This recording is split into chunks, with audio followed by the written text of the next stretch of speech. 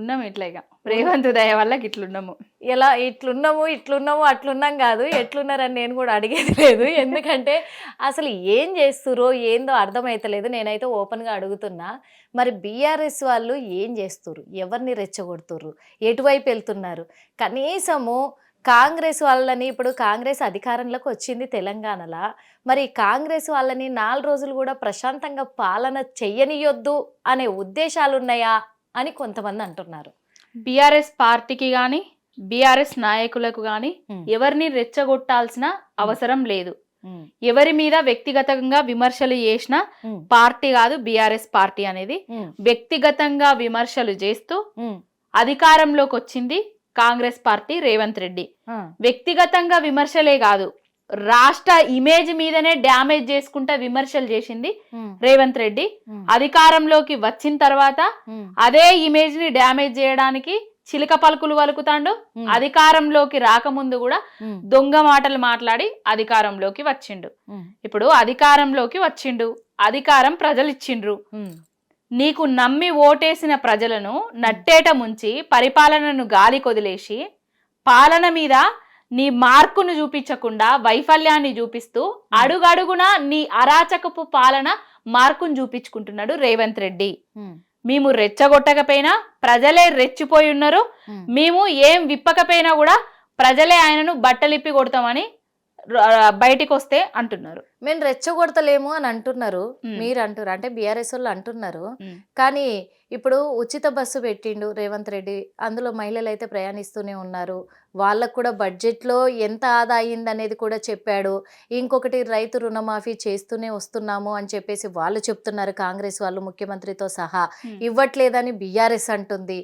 ఇవన్నీ కూడా అంటే రైతులను రెచ్చగొట్టే ప్రయత్నం కాదంటారా?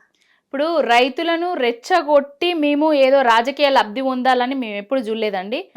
కాంగ్రెస్ పార్టీ 6 గ్యారంటీలను 420 హామీలను ఎలక్షన్ల ముందు తెలంగాణ రాష్ట్ర ప్రజలకు ఇచ్చింది.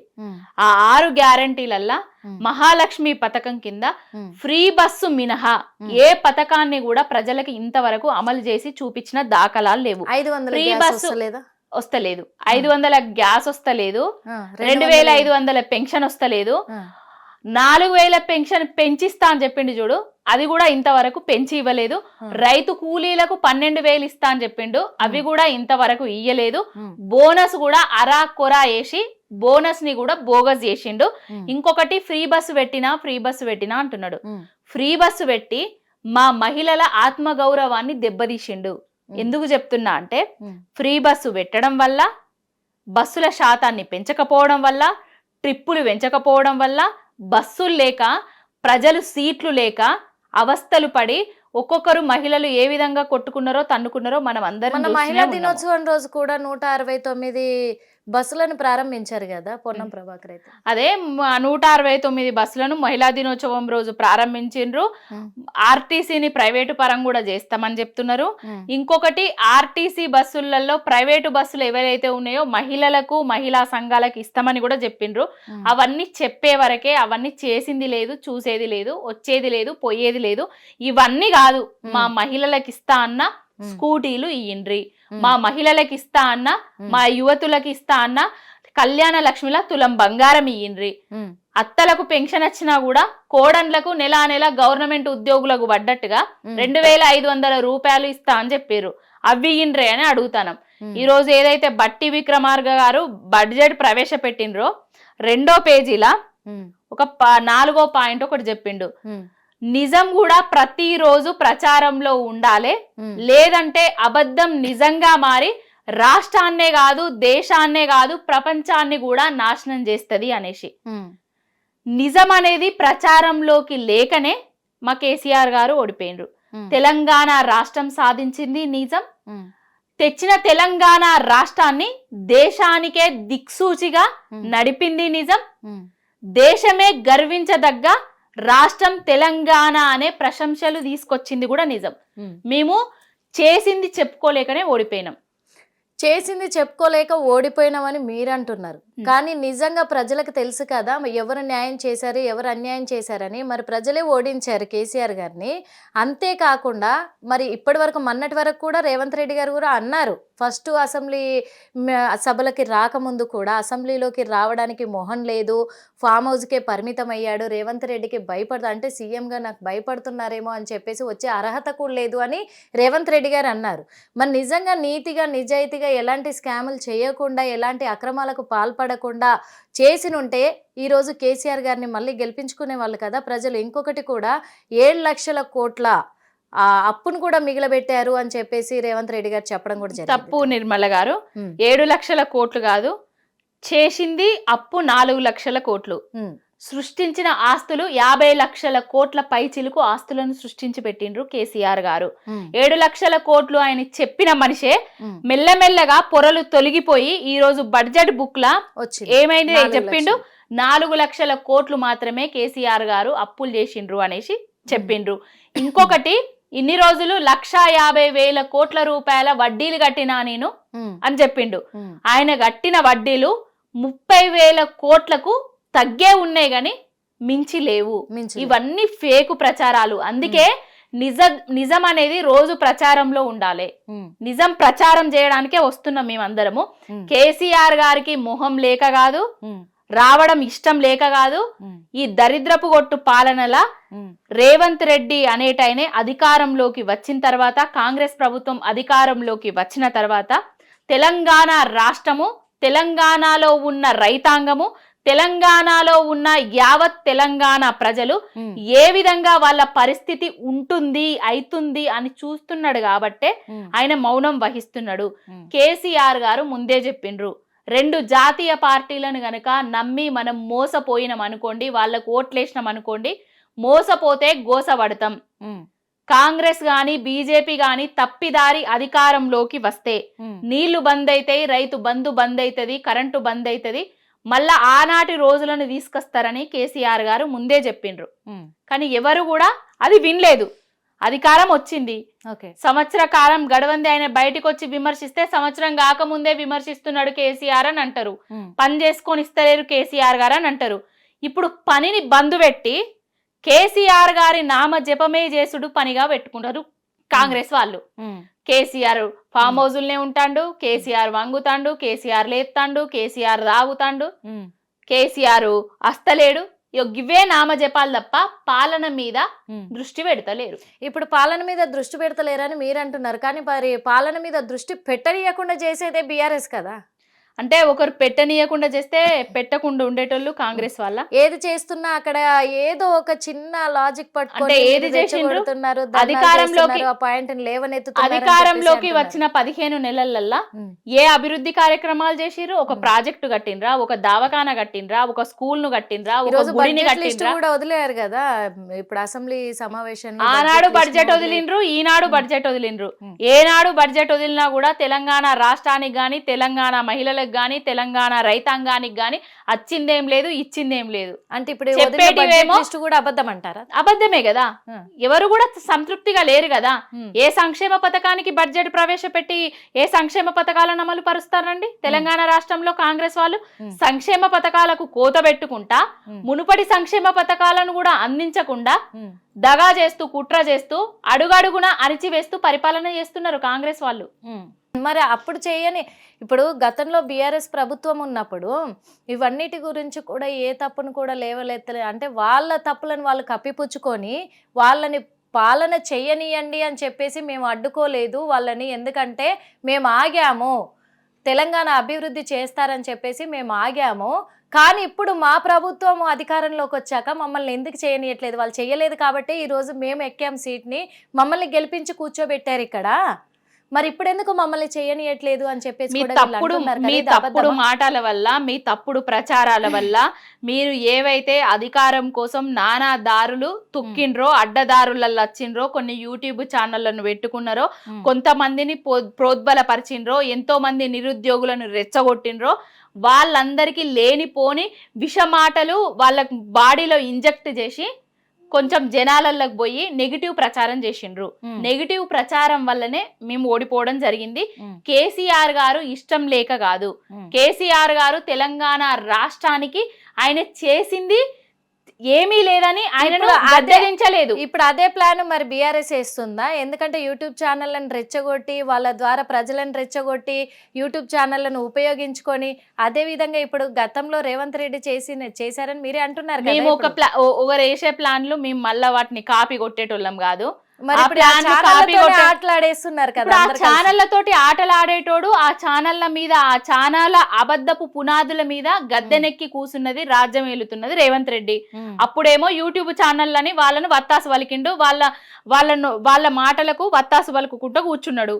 ఇప్పుడు అవే యూట్యూబ్ ఛానళ్లను ఆ ట్యూబ్ ఈ ట్యూబ్ ఆ గొట్టాలు ఈ గొట్టాలు వాళ్ళందరినీ తీసుకొచ్చి మహిళలని చూడకుండా కూడా బట్టలు ఇప్పేసి రోడ్ల మీద దంచుతాము, ఉరికిచ్చి కొడతాము అని చెప్తున్నది కూడా రేవంత్ రెడ్డి. అంటే రేవంత్ రెడ్డి వ్యాఖ్యలు ఎట్లుంటాయంటే ఒడ్డు ఎక్కేదాకా ఓడమల్లన్న, ఒడ్డు దాటిన తర్వాత బోడమల్లన్న కథలు ఉంటాయి. అప్పుడు అవసరానికి వాళ్ళు యూజ్ అయినరు, అవసరం తీరిపోయింది. ఇప్పుడు వాళ్ళను గొట్టాలు ట్యూబులు టైర్లు అవి ఇవని సంబోధిస్తున్నాడు. ఇప్పుడు ప్రజలకే కాదు నిరుద్యోగులకు జర్నలిస్టులకు తెలంగాణలో ఉన్న ప్రతి ఒక్కరికి పొరలు తొలగిపోతున్నాయి. ఇన్ని రోజులు రేవంత్ రెడ్డి చేసింది అబద్ధపు ప్రచారాలు అనేసి మెల్లమెల్లగా అర్థమైతుంది. ఈనాడే బడ్జెట్ ప్రవేశపెట్టిన దాంట్లో 4 లక్షల కోట్ల అప్పులని చెప్పిండు. అంతకుముందు అధికారంలోకి రావడానికి 7 లక్షల కోట్లని చెప్పారు. కాళేశ్వరం ప్రాజెక్టు కుంగింది కూలింది వంగింది కొట్టుకపోయింది అనేసి ప్రచారం చేసిర్రు. ఒక్క మేడిగడ్డనే అని చూపించారు కాళేశ్వరం ప్రాజెక్టును. ఒక్క పిల్లర్ మాత్రమే కుంగితే మొత్తం కూలిపోయింది అనేసి ప్రచారం చేసిర్రు. అదే ఉత్తమ్ కుమార్ రెడ్డి వాళ్ళ మంత్రివర్యులే అన్ని బ్యారేజీలు సేఫ్, కాళేశ్వరం సేఫ్ అనేసి నిన్న స్టేట్మెంట్ ఇవ్వడం జరిగింది. మెల్లమెల్లగా అన్ని తెలుసుకుంటున్నారు. అంటే ఇప్పుడు మీరు చెప్పారు కదా ఎంతవరకు అంటే ఒక్క పిల్లర్ కూలిపోతే మొత్తం కూలిపోయింది అని చెప్పేసి ప్రచారం చేశారు. అంటే ఎక్కడన్నా చిన్న పొరపాటు జరిగితే దాన్ని పెద్దగా భూతద్దంలో పెట్టి చూపించి నెగిటివ్ చేశారు, అందుకే ఈ రోజు ఇలా అయిపోయింది అని అన్నారు కదా. ఇప్పుడు వాళ్ళు కూడా అదే అంటున్నారు. ఏమంటున్నారంటే మేము రైతు రుణమాఫీ చేస్తున్నా కానీ ఎక్కడో కొంత అంటే ఇప్పటి వరకు అయితే మేము 60% కంప్లీట్ చేశాము, ఇంకా 40% ఉంది. ఆ 40% ముందేస్తున్నారు కానీ రుణమాఫీ చేసుకుంటూ వచ్చినాటిని మాత్రము వాళ్ళు ముందు పెట్టట్లేదు. అంటే మైనస్లే వెతుకుతున్నారు అన్ని అని చెప్పేసి, అలాగే రెచ్చగొడుతున్నారు అని చెప్పేసి అంటారు. నిర్మల గారు మేము రెచ్చగొట్టట్లేదు, రెచ్చగొట్టి అధికారంలోకి వచ్చింది వాళ్ళు. ఆల్రెడీ 2 దఫాలుగా అధికారంలోకి వచ్చిన తర్వాత రుణం మాఫీ చేసిన దేశంలో ఏకైక నాయకుడు కేసీఆర్ గారు. ఏదో నేను అధికారంలోకి వచ్చిన తర్వాత 100% రుణం మాఫీ చేస్తా, యాదగిరి లచ్చన్న సాక్షిగా, జోగులాంబ గద్వాలు అమ్మవారి సాక్షిగా అక్కడిక్కడ పోయి ఒట్లు పెట్టిండు రేవంత్ రెడ్డి. ఆగస్టు 15 లోపు గనక నేను 100% రుణం మాఫీ చేయకపోతే రాజీనామా చేస్తా నా ముఖ్యమంత్రి పదవికి అన్నది రేవంత్ రెడ్డి.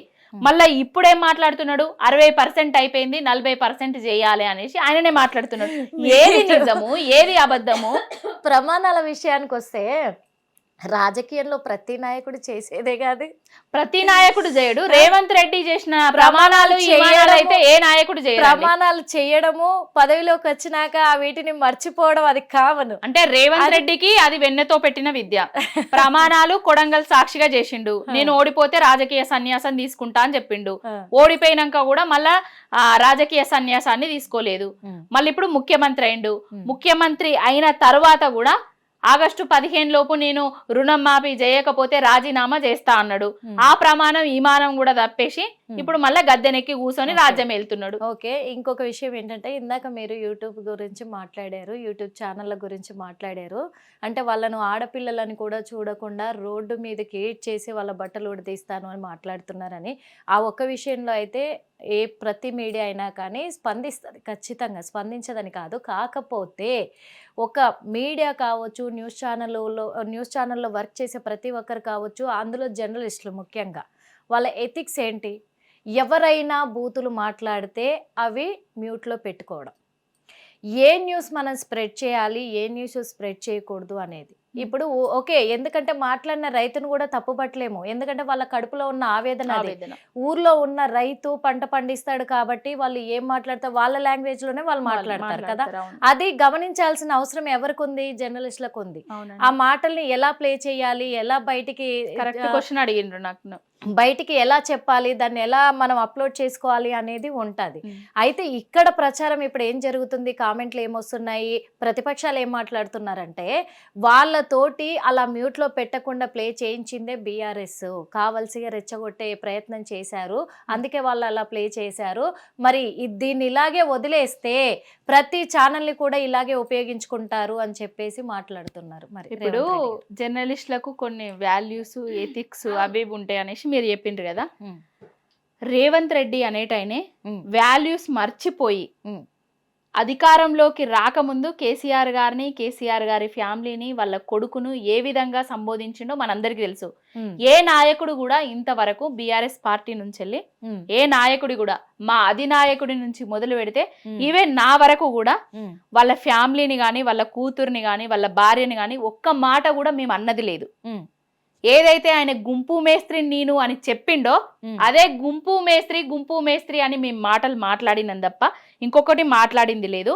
ఇప్పుడు ఆయన రేవంత్ రెడ్డి అనేటైనే లాగుళ్ళల్లో తొండలు జొర్రగొడతా, పేగులు తీసి మెడలేసుకుంటా, ఉరికిచ్చి దంచుతా, బట్టలు ఇప్పుతా, డ్రాయర్లు ఇప్పుతా, లంగి లాగులు మొత్తం ఇప్పుతా అని అన్న మాటలను మరి మెయిన్ ఛానళ్ళు, యూట్యూబ్ ఛానల్ కాదు శాటిలైట్ ఛానల్లే బయట పెట్టినాయి. మరి అది ఎంతవరకు ఆయన అనొచ్చు, మేము అనరాదా?